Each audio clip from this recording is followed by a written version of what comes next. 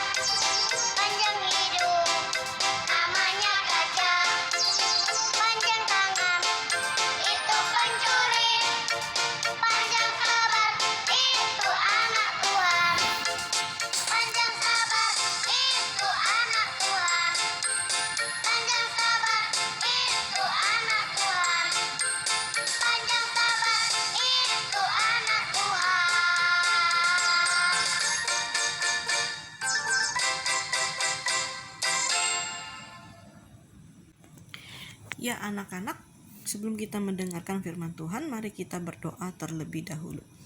Bapa kami yang berada di dalam kerajaan surga, kami bersyukur dan berterima kasih untuk segala penyertaan-Mu di dalam hidup kami. Kami sungguh berterima kasih untuk hari yang baru yang Engkau berikan kepada kami. Bapa, pagi hari ini kami mau mendengarkan firman-Mu.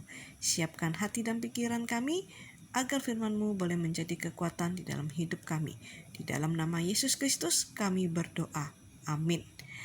Anak-anak, ayat hafalan untuk kita di minggu ini ya. Minggu ini kita berbicara tentang kesabaran ya.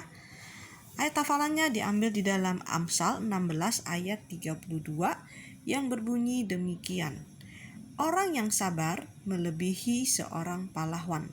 Orang yang menguasai dirinya melebihi yang merebut kota. Tema kita pagi hari ini panjang sabar yang diambil di dalam 1 Tesalonika 1 ayat 3 dan 1 Timotius 1 ayat 16.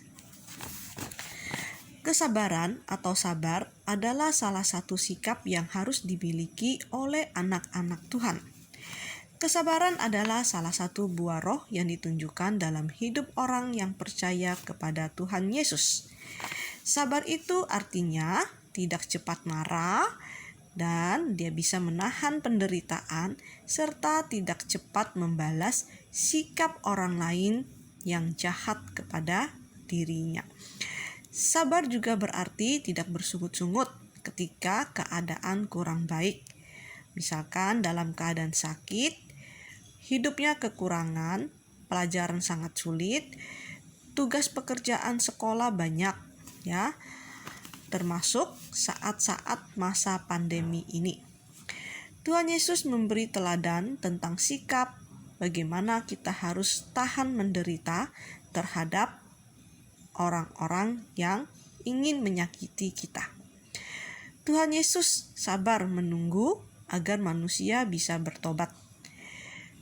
Tuhan Yesus sabar menjalani penderitaannya di atas kayu salib untuk menebus dosa-dosa kita. Oleh karena itu, Rasul Paulus menasehati anak-anak Tuhan yang ada di Tesalonika agar mereka tetap sabar terhadap keadaan.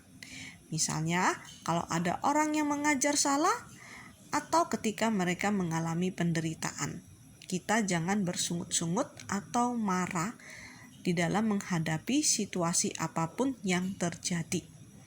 Mungkin kita bisa sabar menghadapi orang yang sikapnya kurang baik atau menjengkelkan. Mungkin kita bisa bersabar atau tahan menderita terhadap sikap orang-orang di sekitar kita, jika Roh Kudus menguasai kehidupan kita, sehingga kita sabar di dalam menghadapi situasi apapun. Roh Kuduslah yang membuat kita bisa menahan emosi, marah, tidak bersungut-sungut, dan kita bisa bertahan dalam keadaan yang tidak menyenangkan. Oleh karena itu, anak-anak, kalau ada teman atau saudara kita atau siapa saja yang berbuat jahat atau curang kepada kita, kita harus belajar untuk sabar terhadap mereka. Supaya bisa sabar, kita perlu melatih diri kita dengan cara menahan diri, berdoa kepada Tuhan. Mohon pimpinan dari Tuhan. Ya anak-anak, demikianlah renungan kita pada pagi hari ini. Sebelum kita memulai pembelajaran, mari kita berdoa terlebih dahulu. Bapa kami yang berada di dalam kerajaan surga, terima kasih untuk firman-Mu pada pagi hari ini. Kiranya firman-Mu boleh menjadi kekuatan di dalam hidup kami. Kami mau menyerahkan kegiatan kami selanjutnya. Kami mau belajar, tolong kami, berikan hikmat kepada kami. Terima kasih ya Bapa, di dalam nama Yesus Kristus kami berdoa. Amin. Ya anak-anak, demikianlah renungan kita pada pagi hari ini. Anak-anak tetap semangat ya belajar. Ya, terima kasih. Tuhan Yesus memberkati.